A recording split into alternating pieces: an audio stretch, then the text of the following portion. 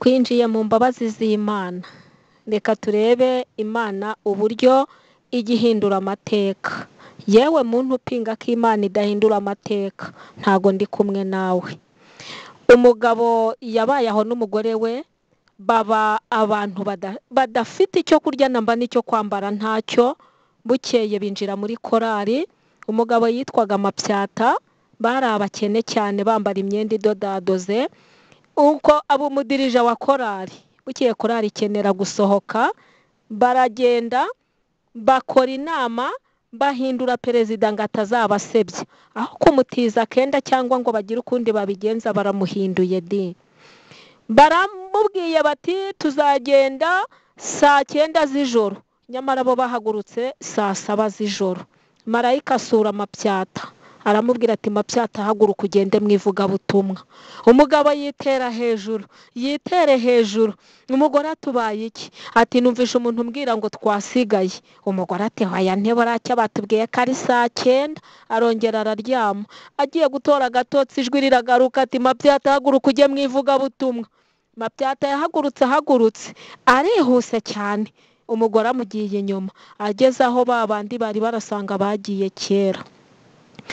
Umugabo yaragiye kubera ishyaka ry'Imana ye, agenda yizeye ko ari bugereyo ndetse agakora ivugabutumwa.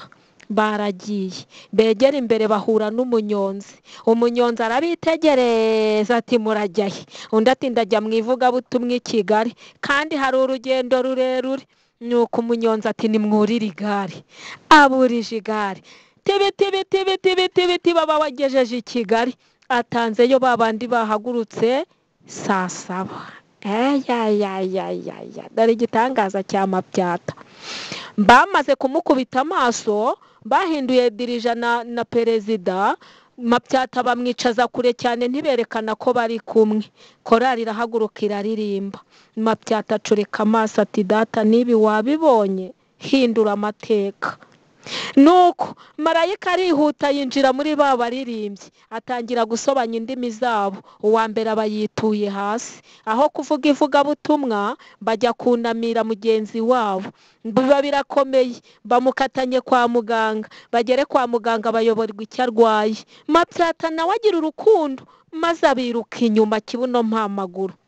Ageze yasanga umuntu ari muri koma. Abwira muganga ati muganga wanyemerera nkinjira? Undi turi kumwe n'abariya bantu se? Undi ati ngaho injira, kubera icyubahiro cy'Imana di. Ungirira utamena. Nuko arangije amaze kwinjira, yarapfukamye imbere y'igitanda cy'umurwayi arasenga ati data wa twese, tubabarire ibyaha byacu, wirengagiza ibyo twakoze, maze wakira ubwoko bwawe. Ishimwe tugiye kugushimira n'igitambo turi mu gutamba. Igitangaza kirakoretse. Aho abaganga bananiwe, wa muntu ava ku gitanda, arambuye amaso asanga Mapyata ni uri iruhande rwamaze gusenga. Ati burya nawe wahageze? Mapyata ati ndahari.